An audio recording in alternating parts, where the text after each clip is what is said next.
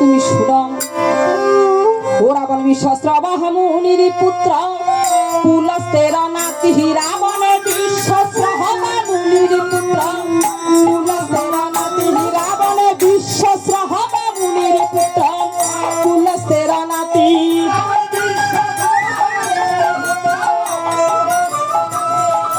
রাবণ বধূ হইলা হেরা ব্রহ্ময় পাতকী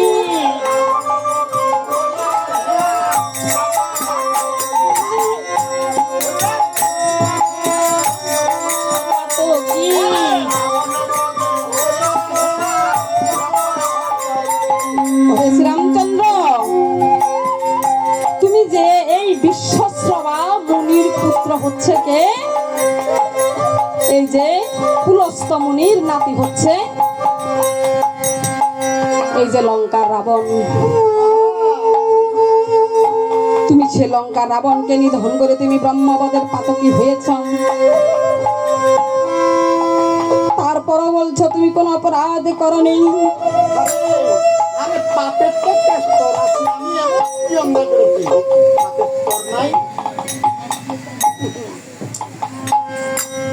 হে শ্রীরামচন্দ্র, তুমি আমাকে অনেক কথাই বলেছ, আমিও শুনেছি। পাপ করলে যেমন পাপের প্রতিকার আছে, এই যে মানুষের কাপড়ে যখন ময়লা হয় সাবান দিলে সেই ময়লা পরিষ্কারও হয়। না জানে যদি কেউ যদি পাপও করে তার পাপেরও প্রতিকার আছে। আমি আসার সময় একখানা পুরাণ এনেছি, আমি সেই পুরাণ খুলে দেখবো তোমার সেই পাপের কি প্রতিকার আছে। ওরে পুরাণ খুলে মুনি ঠাকুরিনী রক্ষিয়ে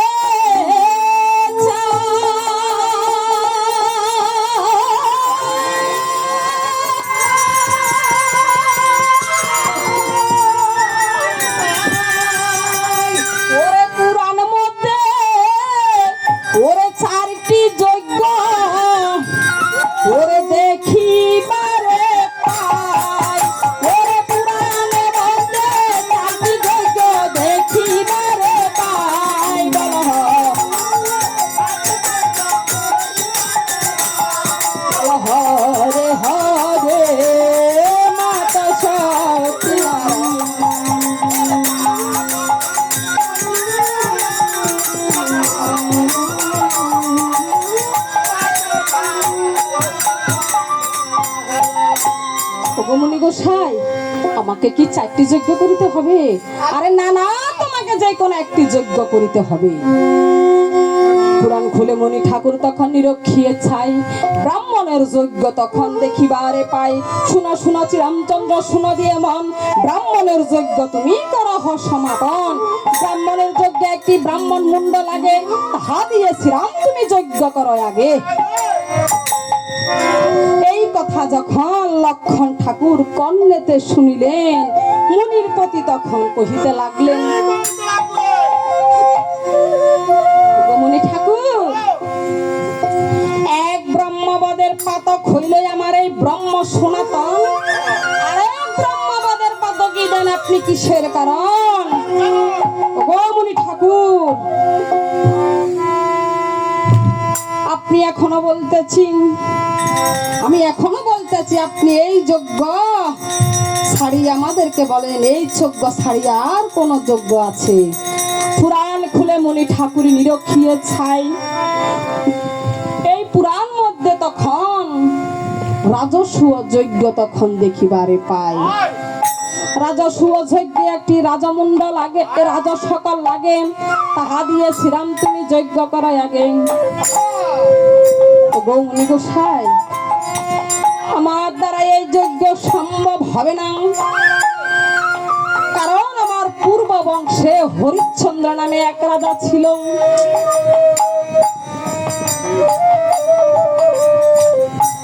দিদি দিদি,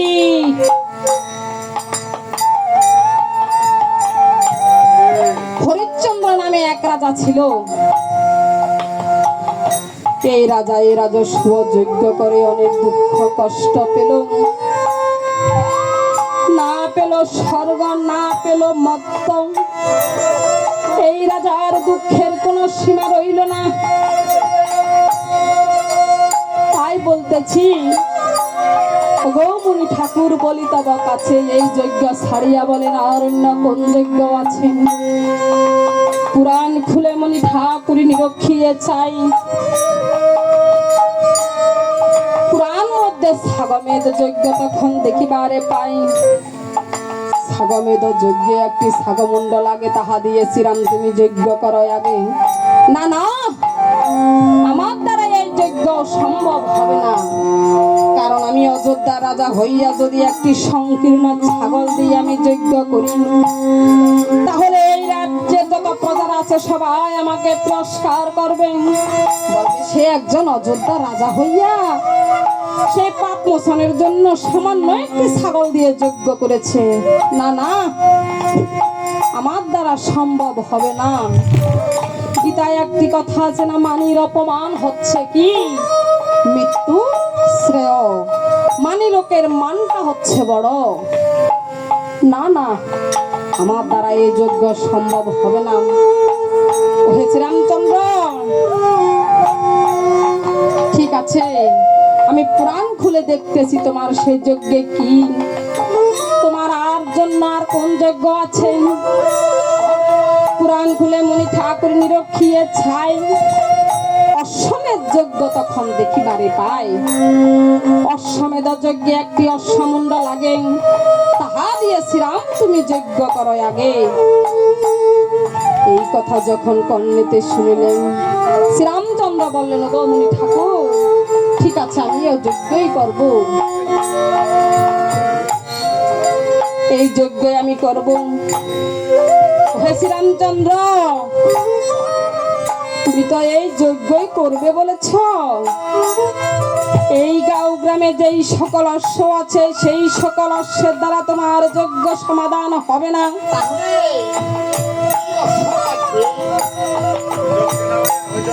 এই যে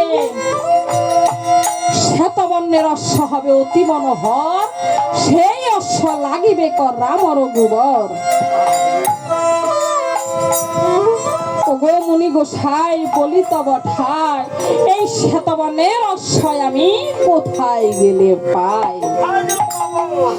চিন্তার কোনো কারণ নাই, শ্বেতবর্ণ অশ্ব আছে ওই পাতাল খুলে কপিল মুনির খাই। আর তোমার সেই অশ্ব নয়, পবন নন্দনকে পাঠায়। ওরে হনুমানকে পাঠিয়ে দাও, আরে হনুমানকে পাঠিয়ে দাও, ওরে পাতাল ভুবনের মাঝে হনুমানকে পাঠিয়ে দাও, ওরে পাতাল ভুবনের মাঝে হনুমানকে পাঠিয়ে দাও, পাতাল ভুবনের মাঝে হনুমানকে। জয় রাম জয় রাম।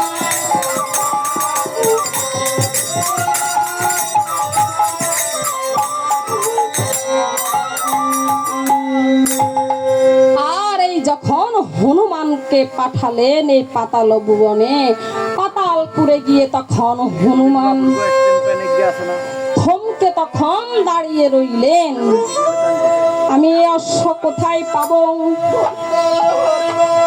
দেখলেন কপিল মুনি ধ্যানে মগ্ন আছেন। সেই কপিল মুনির এক পাশে একটি অশ্ব সেইখানে আছে। তখন এই যে অশ্বটা যখন এক পাশে আছে, তখন হনুমান ভাবলেন আমি কেমন করে অশ্বটা নেব, কারণ এই কপিল মুনি হচ্ছে অত্যন্ত রাগান্বিত মুনি। এই কপিল মুনির কোপানলে শ্রীরামচন্দ্র পূর্ব বংশের সগর নামে এক রাজা ছিল। সগরে ৬০,০০০ পুত্র ছিল। কয় হাজার পুত্র? ৬০,০০০ পুত্র। এই কপিল মুনি এই কোপানলে পড়ে, অভিশাপে পড়ে তারা একবারে ধ্বংস হইয়া গেল। আমি কেমন করে এই কপিল মুনিকে আমি জাগরণ করব? আবার সেই ৬০,০০০ মুনি এই যে যে 60,000 পুত্র আবার তারা উদ্ধারও হলো। কিভাবে? এই 60,000 পুত্রদের যদি উদ্ধার করিতে হয় তাহলে গঙ্গাকে পৃথিবীতে আনতে হবে। তখন ভগীরথ এই গঙ্গাকে এই যে পৃথিবীতে আনলেন, এই গঙ্গার জলে তারা উদ্ধার হলেন। এই গঙ্গা আমার প্রভু বলে